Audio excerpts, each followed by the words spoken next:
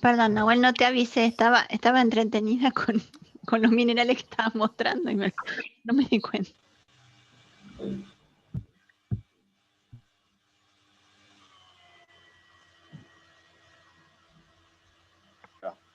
Sí, yo tenía el reloj al lado y no colgué en fijarme que ya se terminó la reunión. Me estaba mirando las fotitos de la matita y de qué sé yo, y Son muy... ¡paf! Se cortó. Rocas muy lindas. Sí. Nada, retomemos. Lo que estaba por decir acá con los óxidos y hidróxidos era que recordemos que de vuelta, como vimos en la primera filmina, el oxígeno era uno de los elementos más abundantes, porque justamente se va a encontrar, digamos, principalmente como óxido y hidróxido, ¿no? Entonces vamos a encontrar una gran cantidad también de minerales de este tipo. También son minerales formados por uno o más elementos metálicos, que pueden estar acá mencionados, combinados con el oxígeno o con el agua, que bueno, el agua es oxígeno e hidrógeno básicamente. Acá 3 ejemplos muy bonitos que son la huetita, la hematita y el rutilo. Pero bueno, acá ven que la huetita, a diferencia de los otros 2 ejemplos, también está compuesta por lo que sería agua o es un oxidrilo. Pero nada, es interesante, digamos, la variabilidad de las formas y los colores que pueden llegar a tener todos estos minerales. La clase 5, los carbonatos, nitratos y boratos. También más ejemplos. El de la rodocrosita es bastante llamativo. También tenemos la aragonita, la calcita, que es algo quizás más tangible, digamos, el carbonato de calcio, la dolomita y la malaquita. Ya también son minerales también complejos, digamos, tienen más de un mineral, como puede ser calcio y magnesio, bueno, en el caso de malaquita es cobre, y una especie de carbonato de cobre, digamos, con agua.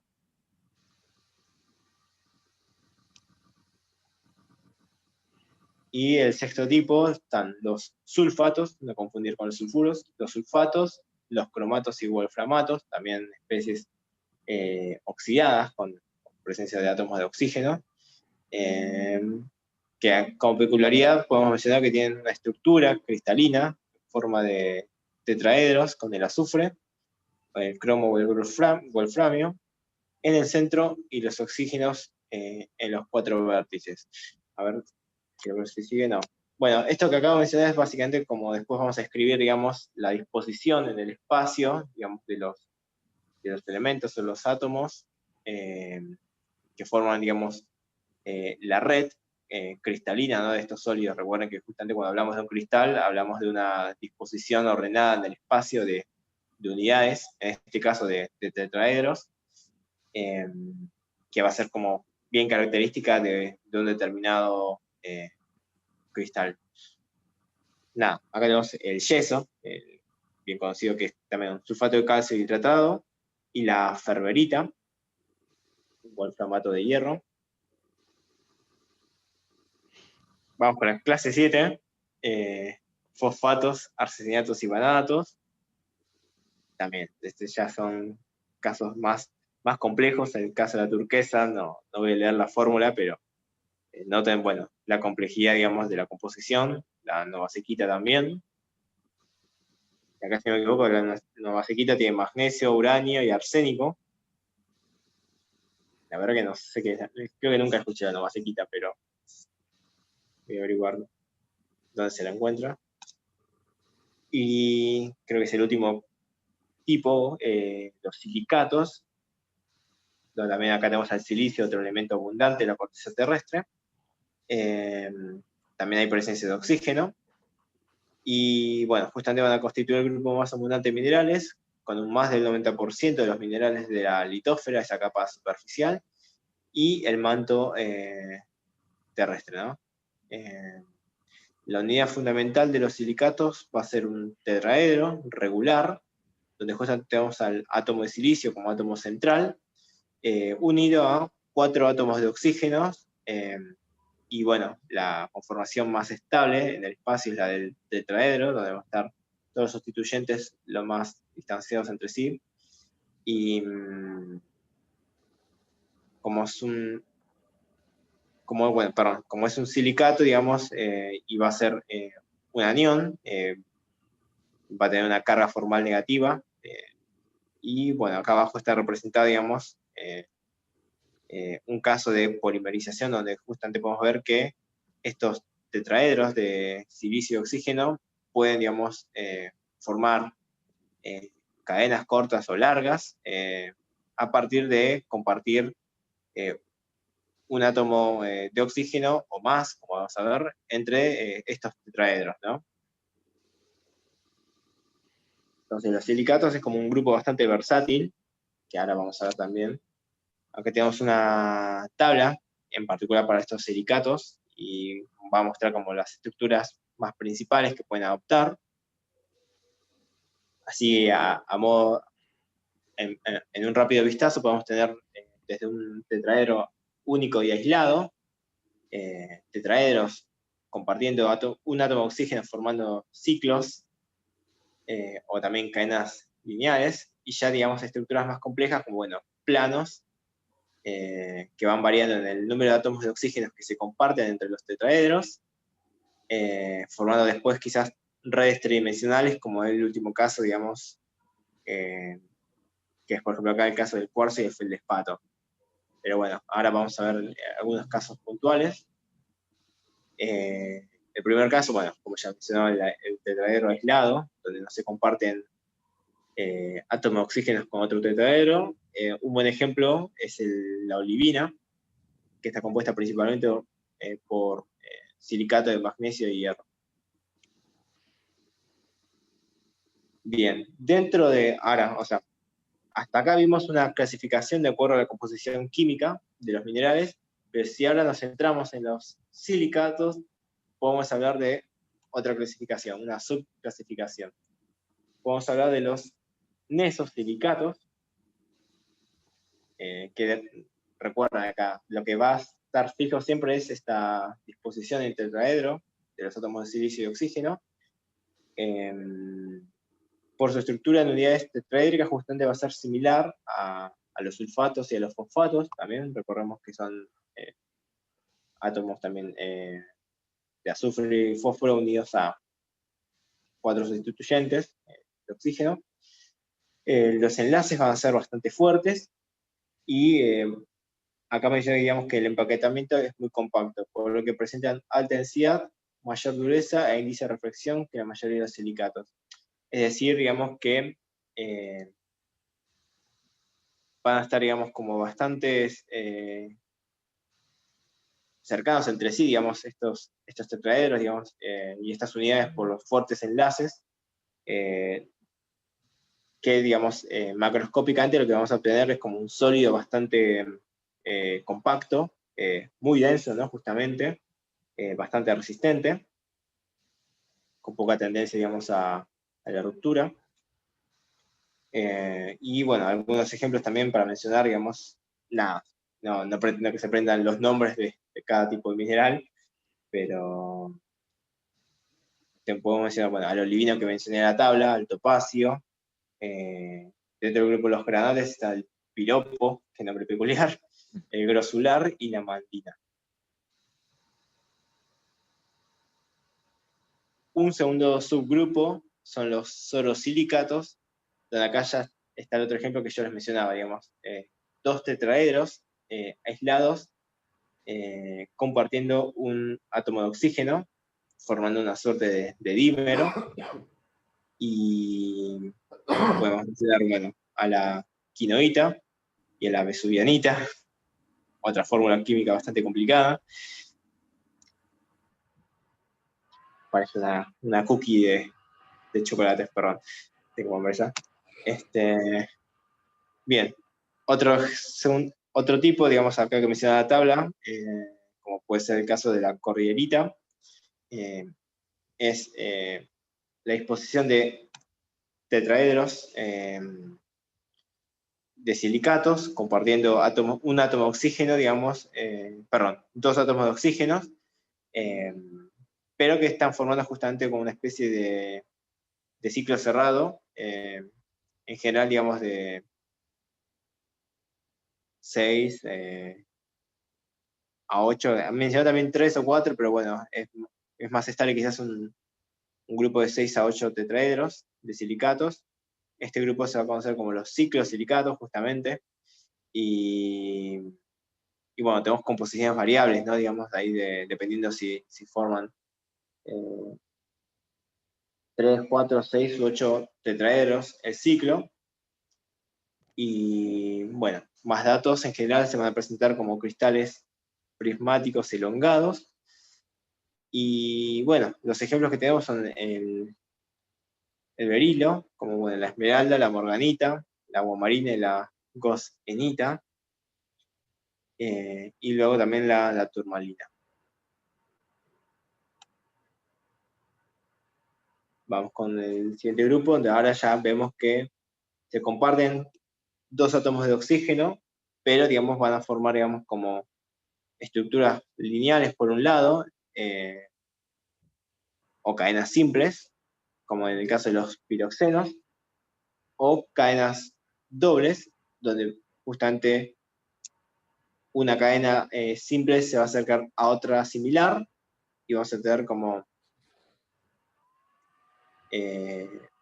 una cadena más compleja, o doble en el espacio, pero todavía estamos hablando de el mismo plano o un único plano. Este grupo va a ser los inosilicatos, que va a comprender tanto estas cadenas simples como las cadenas dobles. Ejemplos: espodumeno, diópsidas, para las cadenas simples, y la hornblende y actinolita como las cadenas dobles.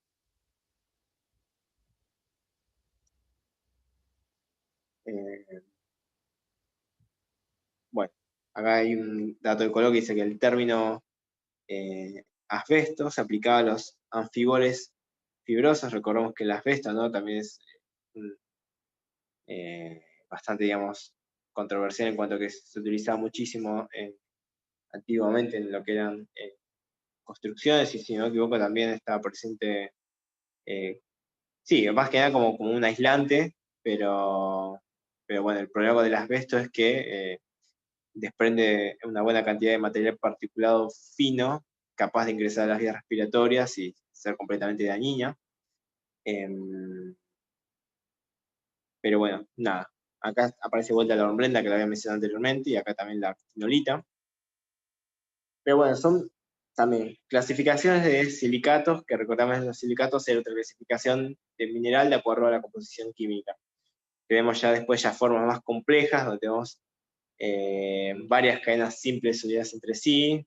Acá ya hablamos de los filosilicatos. Ya se comparten 3 átomos de oxígeno, formando láminas planas extensas. Acá hablamos también de cómo están unidas entre sí estas láminas, y se mencionan, bueno, las fuerzas débiles, al estilo fuerzas intermoleculares, pero bueno, fuerzas débiles entre oxígenos de los tetraedros, que justamente al no ser tan fuertes, van a poder ser fácilmente separadas. Entonces, macroscópicamente ya debemos empezar a pensar en minerales, digamos, menos resistentes, quizás menos compactos, pero bueno, sobre todo esto, que sean más blandos. Y acá ya en estos ejemplos podemos mencionar a las micas, al talco y a las arcillas, que justamente en la vida real no los encontramos como, digamos, sólidos duros. Bueno, acá si vemos esta foto del talco, digamos que no es como la que encontramos comercialmente, digamos, nada, fácilmente, digamos, no me sale la palabra, digamos, nada, se puede obtener, digamos, el material fino fácilmente. El talco, como dato, también está compuesta por magnesio y silicatos.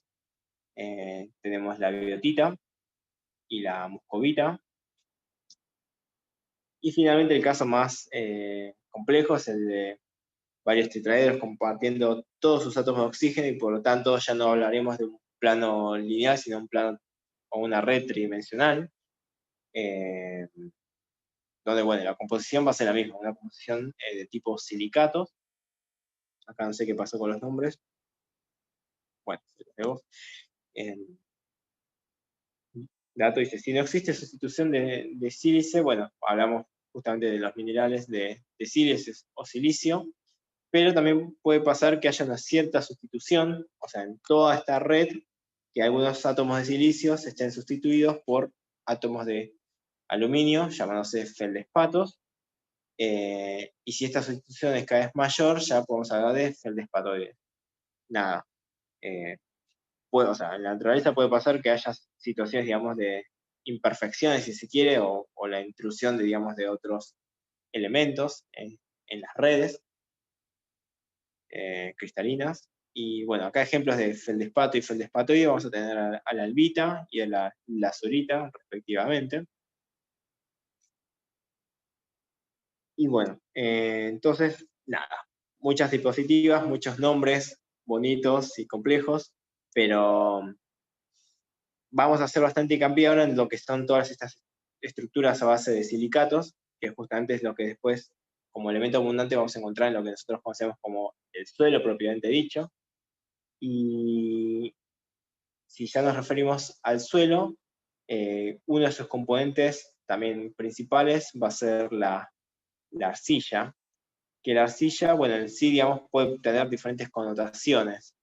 En el lenguaje cotidiano, cuando decimos arcilla, pensamos en un suelo que retiene mucha agua o que tiene una gran tendencia a retenerla, que va a ser bastante blando y plástico al humedecerse, al punto de quizás formar lo que nosotros conocemos como barro.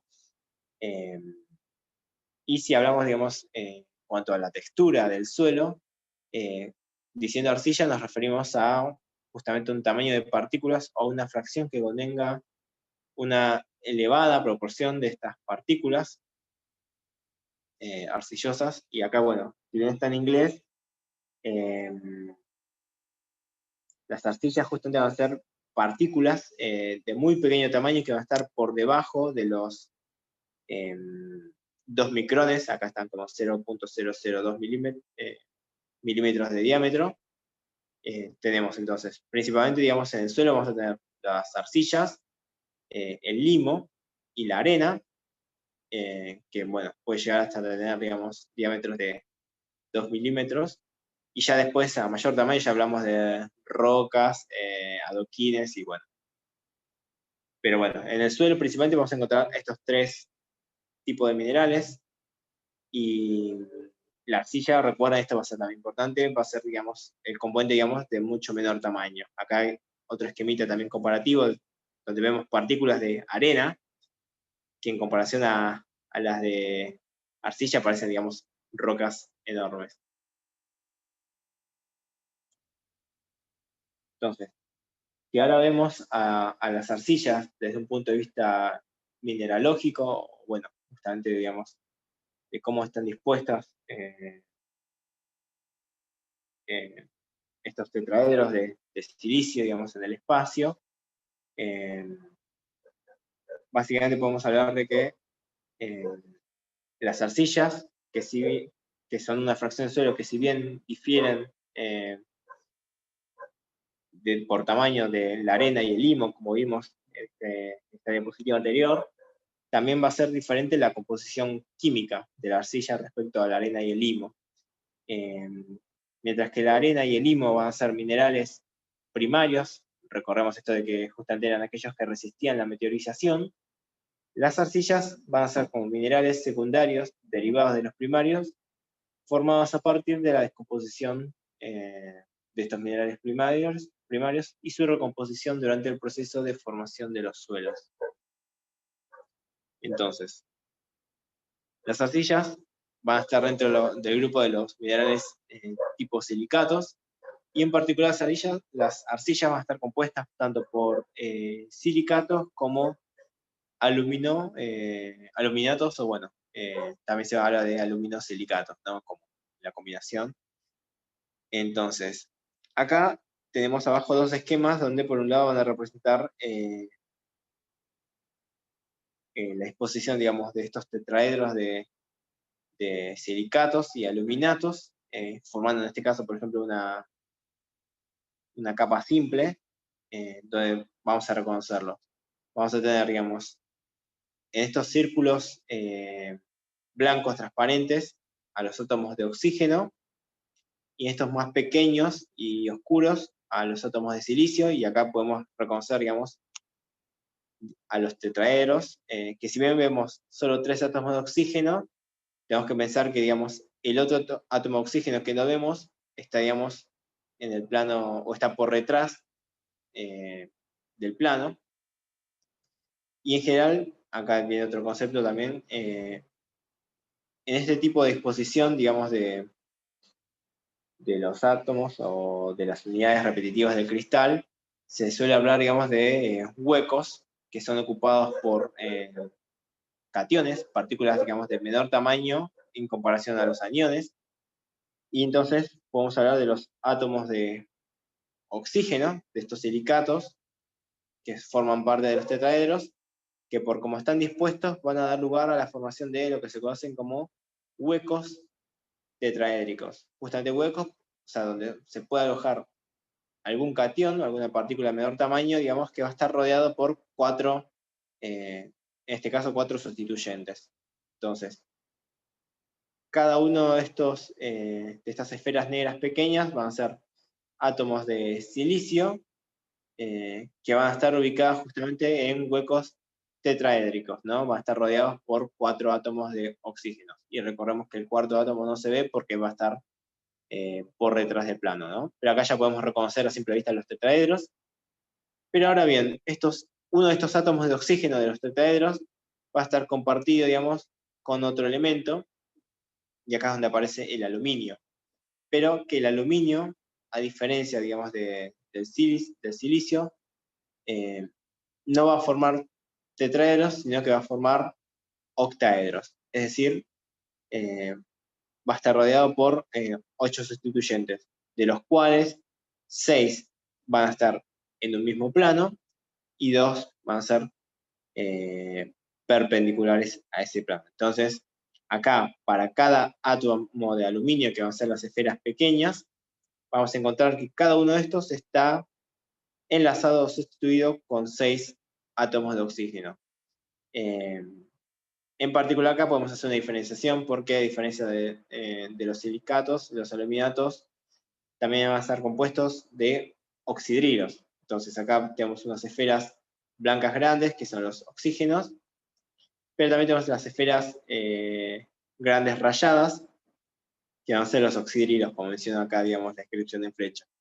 Entonces, estos tetraedros van a estar compartiendo átomos de oxígeno con los octaedros de aluminio, y todo esto por unión, por este tipo, digamos, de combinación, vamos a tener una capa de tipo 1,1, porque vamos a encontrar en misma proporción la capa de silicato y la capa de aluminatos, y esto forma justamente una capa simple. Y después podemos tener la capa de tipo doble, donde ahora se va a dar la situación, también, acá hablamos de silicatos y aluminatos, pero que justamente ahora, si por ejemplo tomamos a la capa de aluminatos como eje central, vemos que por un lado tiene una capa de silicatos y por debajo tiene otra capa, pero que no me da el cursor, de silicatos abajo, arriba y abajo. Entonces ahora la relación es 2:1.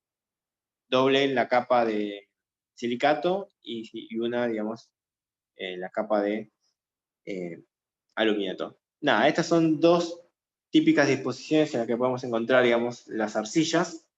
Creo que este es un problema también de la guía, así que bueno, básicamente ya se los resolví. Pero nada, la idea es saber interpretar, digamos, qué es cada una de estas esferas y, digamos, y cómo se están enlazando entre sí, digamos, estas cadenas. Este esquema básicamente muestra lo mismo que mostré antes, pero acá ya está facilitado, digamos, la identificación de cada esfera. Vemos los átomos de silicio, los átomos de aluminio, los huecos tetraédricos, los huecos octaédricos, la presencia de átomos de oxígeno y de oxidrilos. Y en este caso, bueno, es el primer caso, digamos, la capa simple o la unicapa. Y esto, bueno, la descripción dice que es la representación de la estructura de la caolinita, por ejemplo, que es una arcilla de de 2 capas, no capas simples, me equivoqué yo. Tenemos la capa octaédrica y por arriba y por abajo la capa tetraédrica de silicatos. Y esta capa también de silicatos externas, si se quiere, por arriba o por abajo, por la presencia de estos átomos de oxígeno y por las interacciones de tipo puente de hidrógeno, van a poder interactuar fácilmente con moléculas de agua. De ahí que justamente las arcillas tengan esta propiedad de retener muy bien la humedad o el agua, ¿no? Entonces, debido a este tipo de interacción, podemos justificar esa propiedad de las arcillas. Y bueno, acá como referencia, el tamaño, ya estamos hablando de una escala nanométrica, digamos, si se quiere, de grosor de esta capa tetraédrica y capa octaédrica.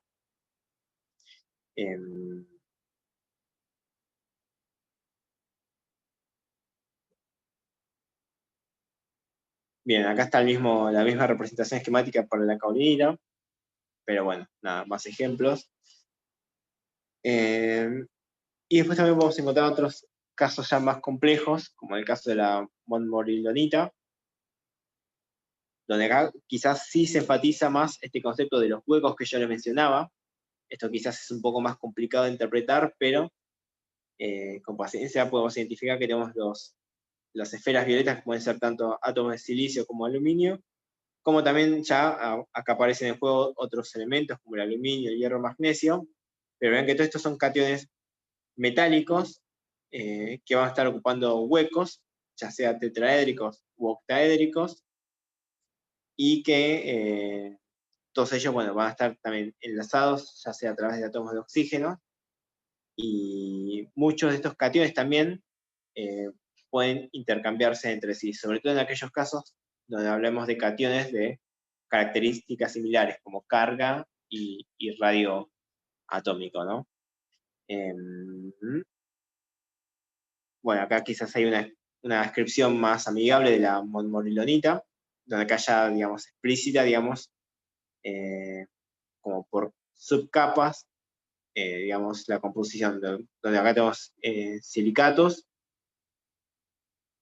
cationes de mayor tamaño, digamos, acá mencionan como cationes varios, dando esta idea de los cationes intercambiables, seguido luego de otra capa de silicatos, y bueno, después ya que tenemos los aluminatos en los huecos octaédricos, y bueno, se repiten los silicatos. Pero bueno, ya es una estructura más compleja, pero que la naturaleza es la misma, básicamente, a lo que vimos al principio. Y acá también tenemos un listado, quizás más apaisado, de diferentes ejemplos de arcillas, donde tenemos a la caolinita, esmectita, vermiculita, la mica de grano fino y la clorita, donde acá básicamente está mostrando, digamos, entre paréntesis, las relaciones 1,1, 2,1, digamos, de estas capas, ¿no? Tetraédrica de silicatos y octaédrica de aluminatos. Así como vimos antes, en el caso de la caolinita, que es 1,1, acá muestra, bueno, dos capas también acercándose entre sí por interacciones débiles, y cada capa, digamos, va a tener tanto la capa tetraédrica como la capa octaédrica.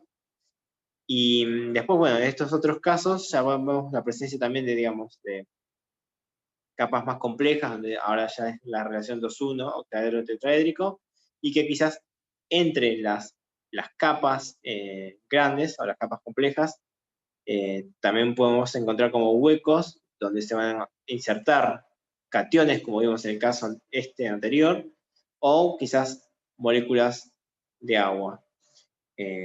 Noten que acá abajo, bueno, si bien está en inglés, además de los nombres y la relación en composición de estas arcillas, menciona que es, por ejemplo, una arcilla que no expande, sino que no se expande, digamos, o que sí se expande, y esto se debe justamente, digamos, a la capacidad de incorporar en su estructura estos cationes o estas moléculas de agua.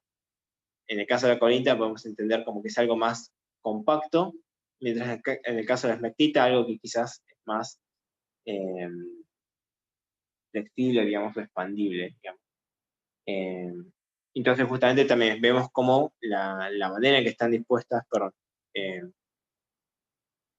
el espacio y cómo se atraen entre sí estas capas, van a determinar las propiedades macroscópicas de estas diferentes minerales o arcillas. Otro caso, por ejemplo, en particular del caso de la mica, vemos que acá el espacio comprendido entre estas dos grandes capas, vamos a tener la presencia de cationes de tipo potasio, pero como que va a mantener unida estas dos grandes capas y por lo tanto podemos hablar de una estructura compacta. O también en el caso de la clorita tenemos una capa de hidróxidos. Entonces, son algunos ejemplos.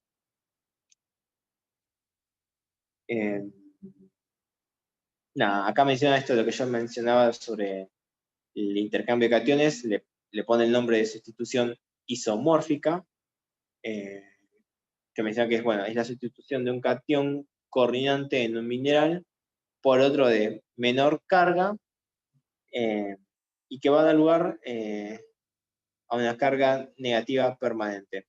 Es decir, si yo tengo, digamos, un catión que va a tener una determinada carga,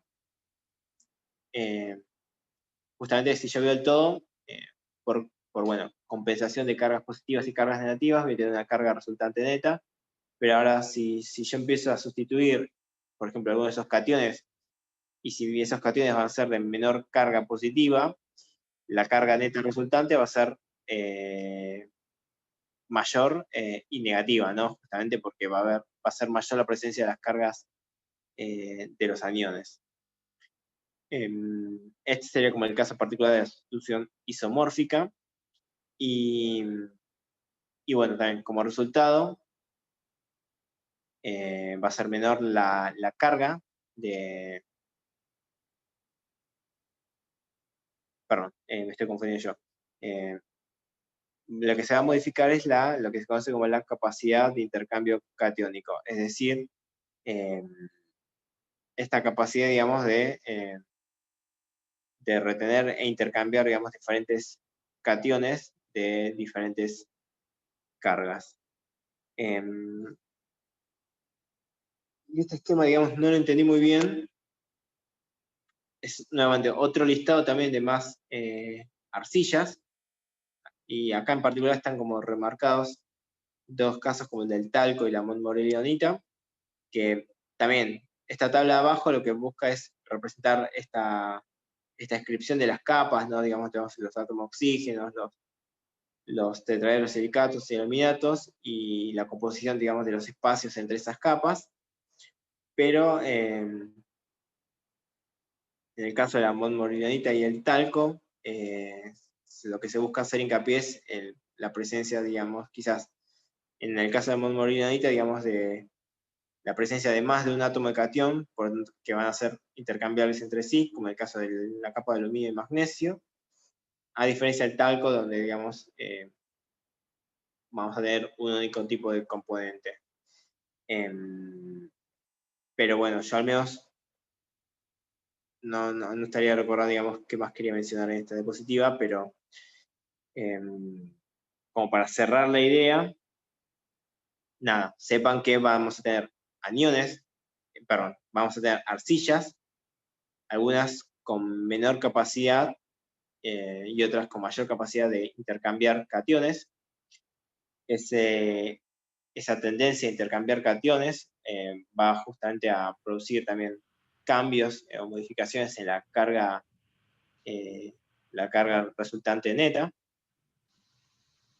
Y bueno, justamente estos cambios en las cargas netas también va a determinar después cómo interactúan, ya sea con otras especies cargadas. Entonces es como que es bastante relevante, digamos, o bastante importante cómo, digamos, quizás la sustitución de algunos de los elementos en la red puede traer, digamos,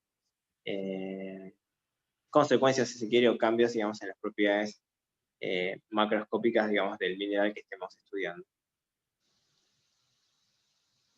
Esta diapositiva la voy a pasar porque ya está repetida, pero era un poco lo que habíamos llegado a ver en su momento cuando hablamos de agua y en particular de los ácidos súmicos y fúlvicos, que eran como componentes orgánicos que pueden estar en el agua y también van a estar componentes en la fase sólida, o digamos, en los suelos. Pero este esquema simplemente hablaba tipos de interacción o complejación de capa interna y capa externa, pero ahora lo voy a saltear, no quiero profundizar más en esto.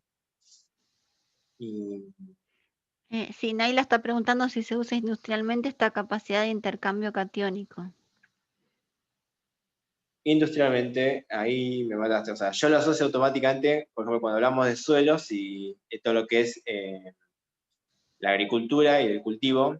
O sea, básicamente, nada, cultivar una planta, las plantas, digamos, si bien sabemos que obtienen su alimento de manera fotosintética, también necesitan, digamos, minerales del suelo que estén disponibles.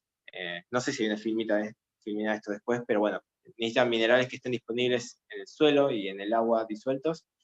Y si justamente, digamos, los componentes de mi suelo tienen una buena capacidad de intercambiar estos cationes, nada, esos cationes van a estar más disponibles para ser aprovechados por ejemplo, mi planta que yo estoy cultivando. Contrariamente, si mi suelo es de baja capacidad de intercambio catiónico, y va a tender a retener más esos cationes o minerales que yo necesito para la nutrición de mi planta, digamos, va a traer aparejado el problema de un mal desarrollo de la planta. Y entonces, muchas veces también factores como, por ejemplo, el pH o la presencia de otros metales va a influir en justamente si esos minerales van a estar disponibles o no para, por ejemplo, en el caso de las plantas, para ser aprovechados. A nivel industrial, no sabría responder, no sé si vos, Silvano, ya tienen alguna respuesta quizás para Neila, pero a mí no se me ocurre nada ahora. No, pero lo que sí, la modificación de las arcillas, o sea, aprovechando el intercambio catiónico, se puede modificar Claro, la arcilla de manera de cambiar lo que decía Nahuel antes, ¿no? La carga superficial, y eso se puede aplicar como mecanismos de absorción, que eso lo vamos a ver en la clase que viene. Pero la idea de claro. las arcillas modificadas a través de esto, ¿no? De lo que es el intercambio catiónico, tiene esa aplicación. ¿Mm? Para fenómenos de absorción y purificación de ciertas cosas o, digamos, retención de ciertos componentes para su eliminación de lo mejor de algún efluente o lo que fuera. O sea, como que se usan como base para la modificación, pero no como tales, ¿no? Me parece. Sí, depende, por eso, depende de lo que se quiera absorber. O sea, la monillonita puede utilizarse tal cual como está para ciertas cosas. Pero puede modificarse específicamente para montar capacidades retentivas. Muy bien. Pero también se puede utilizar tal cual, ¿eh? No. Claro. Sí, sí. Bien. A ver, Preguntaba como para llevar el concepto de algo más tangible. Falta un minuto, ¿eh? ¿Un minuto ya? 1 minuto 40, sí. Sí. Entonces, Sí. ¿querés cerrar o cómo hacemos? Sí, porque está viendo que ya lo que seguía era componentes Está bien, orgánicos. sí. Quizás puedo cerrar con esto último, que bueno, era la idea de Dale. justamente que el grado de sustitución catiónica va a controlar la magnitud de la capacidad de intercambio catiónico permanente, mientras que la ubicación de la sustitución, o sea, la relación tetraedros-octaedros, va a determinar esta capacidad, ¿no?, de expansión y la superficie quizás específica de las arcillas. Quiero ver, interpretar algunas de estas. No, bueno, acá tenemos una tabla simplemente donde lista, digamos, algunas propiedades macroscópicas, algunas propiedades, digamos, de las diferentes arcillas, como ya sea el diámetro, el grosor, de las partículas, la superficie específica, la capacidad de intercambio catiónico, que todo eso se puede relacionar justamente, digamos, a cómo están compuestos estos diferentes minerales. Algunos ya los mencionamos, otros no. Pero bueno, es un poco como de vuelta lo que decía Diana, cómo quizás modificando o por ejemplo intercambiando algún catión o algún componente de la red, vamos a tener cambios a nivel macroscópico. Pero bueno, por ahora voy a cortar mejor acá y pasar que hacer retoma.